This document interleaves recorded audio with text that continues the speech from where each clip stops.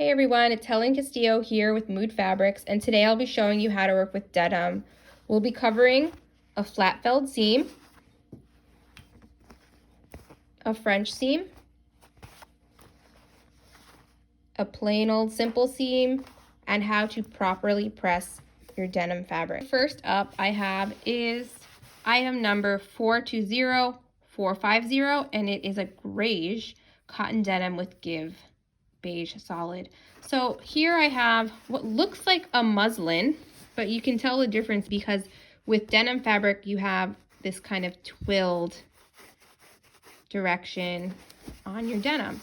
So that kind of distinguishes one from the other because the weave is a little bit different from your classic woven fabric, which gives the fabric a little bit of stretch by having that twilled effect.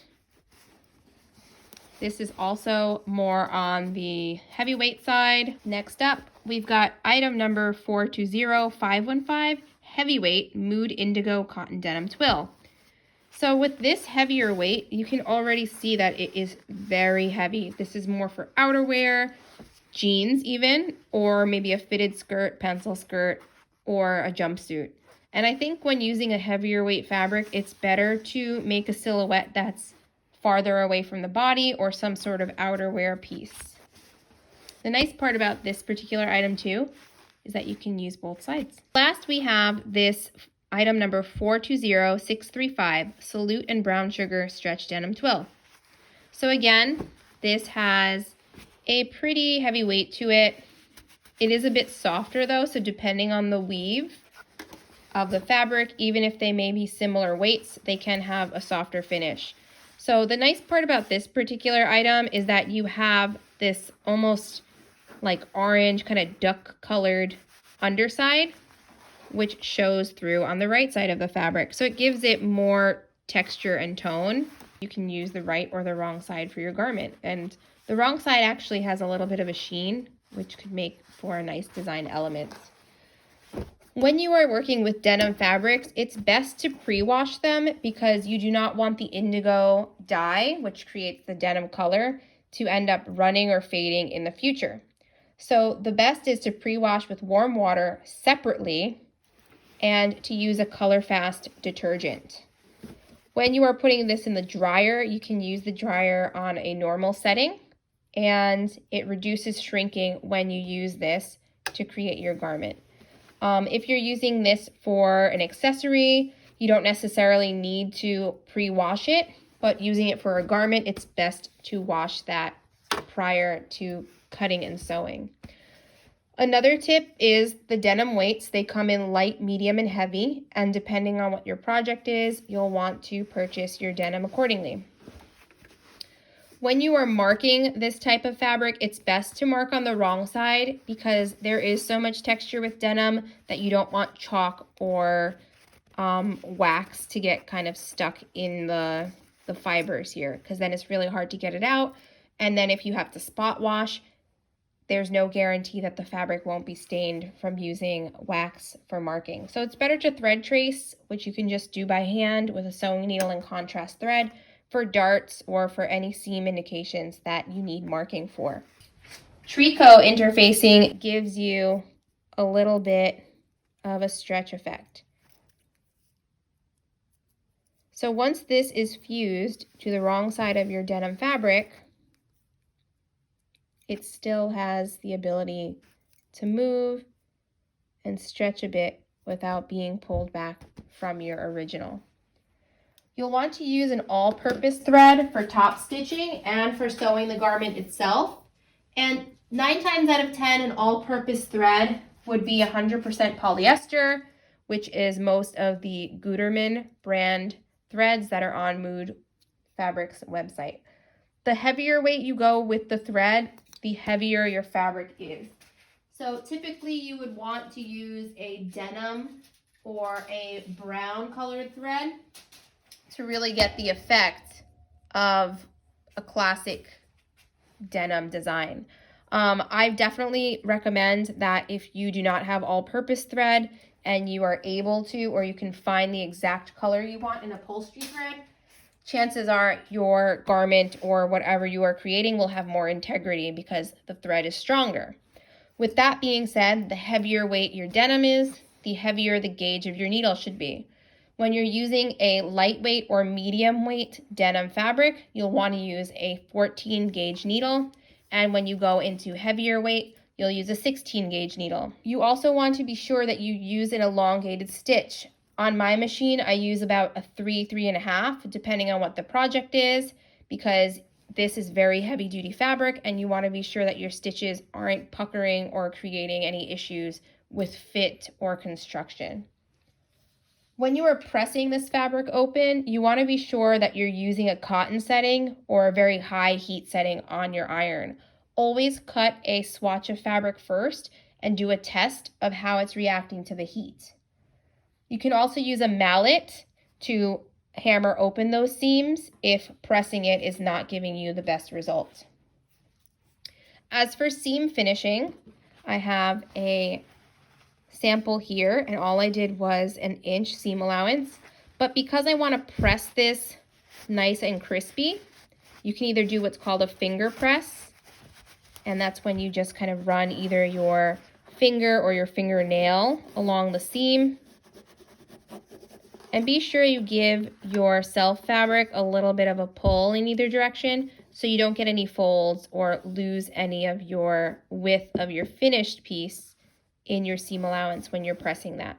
So when you press this with the iron, you don't have to use a presser cloth, and a presser cloth can just be a random scrap of muslin that you place over top of your garment or whatever you're pressing.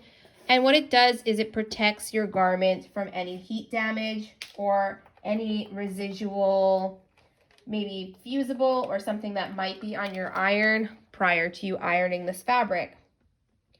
As for hemming, typically with denim, which is a more traditional approach, you would use a double folded hem, and that would usually come to about 3/4 of an inch. So when you are hemming this type of fabric, what you can do is you can turn up a 1/4 inch, and then you can turn up the 1/2 inch, and that gives you the double folded hem from a 3/4 inch seam allowance. When you are pressing this open, you want to be sure, again, that you're kind of giving as flat as possible, a finger press, and use steam. Another really great tool to use when pressing is a clapper, which is a solid block of wood. I have the medium-sized clapper, and after I pressed my fabric and I used steam on it, the heat is being retained in the fabric due to the clapper. You can remove this, and you'll have a perfectly flat pressed seam allowance. You can flip to the right side, and you can repeat the process, and that would be an instance where you would lay down your pressing cloth, press right over top, and then lay your clapper on your seam.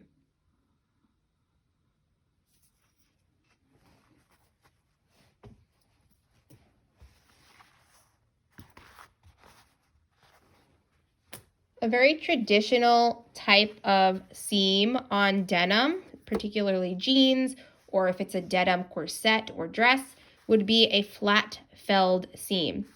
So to attain that, you would lay your fabric to be wrong sides together, and I'm going to sew my seam allowance the amount that it would be finished. So we're going to use an inch seam allowance.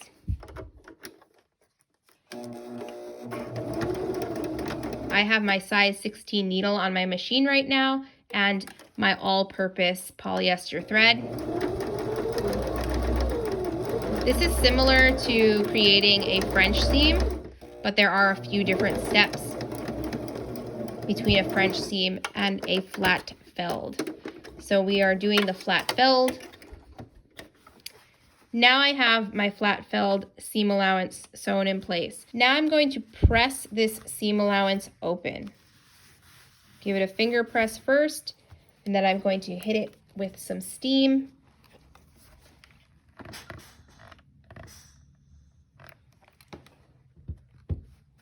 Lay my clapper over top and let that cool off. With a flat felled seam, you can choose which direction you want the seam to lay. So in this case, I'm going to lay it toward my selvage edge because let's imagine that that would be my hem edge, and for whatever reason, I have a seam just above that.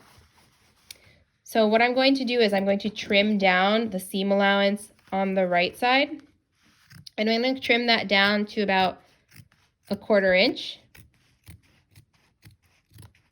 So now that I've got that pressed over, what I want to do is I'm going to press my seam allowance from the left side in half. So we've got 1/2 inch fold and the 1/4 inch on the opposite side. I'm going to press my flat felled over, place my clapper right over top for a moment.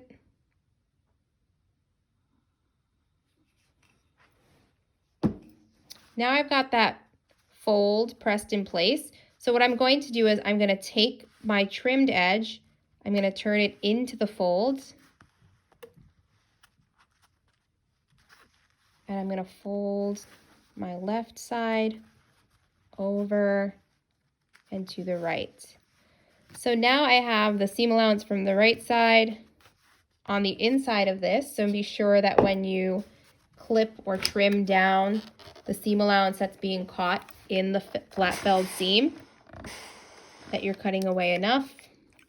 This is the perfect instance to use the clapper because we want to be sure that's laying super flat, because the next step is top stitching. So if you are using a denim thread, your denim thread will show as your top stitching. From the right side of your garment, you have a perfectly clean seam allowance. The next step is I'm going to do a top stitch 1/8 of an inch away from this folded edge. If you'd like, you can even take pins and you can pin on a 45-degree angle to catch that bulky seam allowance nice and flat. And now I'm going to do my top stitch 1/8 of an inch away from that folded edge.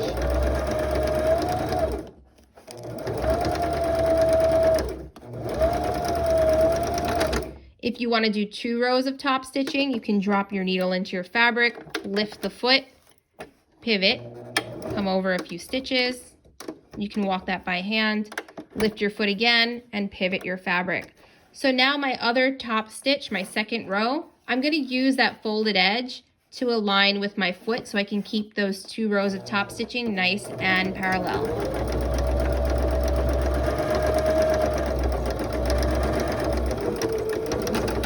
Back tack to finish, and that is your flat felled seam in denim. You can choose how far you want the distance of your top stitching, or you can even do a single row of top stitching. But if you look at the side seam, or what's called the out seam of your pants, your jeans, you'll see a flat felled seam. So the next seam we're going to do is a French seam, which is also very traditional on denim. You can use this type of seam on tons of fabrics. It's better for heavier weight fabrics or when you're making a garment and you don't want to put a lining in it. So when you start, you'll place the fabric wrong sides together again, and we're going to assume that our seam allowance is 1 inch.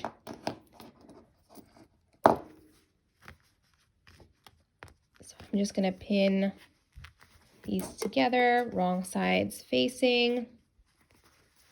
And my finished seam allowance is 1 inch. So what I'm going to do is I'm going to do my seam allowance at 1/4 inch. It'll make more sense in a minute. So I'm going to sew that 1/4 inch into place.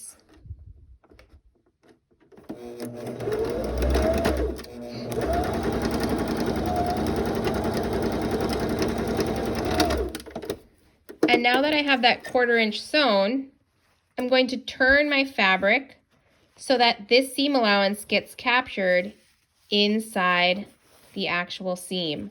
So I'm going to run to my iron. Now I'm going to press this seam allowance open. And remember, our finished seam allowance is 1 inch. To avoid the need for trimming anything down, I'm doing the smaller of my seam allowances first. Once that seam allowance is pressed open, I'm going to turn my fabric find that crease of the seam, and I'm going to press again. Depending on the weight or the reaction to the heat that your fabric has, be sure that you do that test first with pressing. So the remainder of my seam allowance is 3/4 of an inch. So the 3/4 plus the quarter that's already inside gives me my 1 inch seam allowance. Again, this is a great technique if you are trying to opt out of lining, depending on what type of fabric it is. It is great for denim. So now I'm going to finish my seam with that 3/4 inch seam allowance.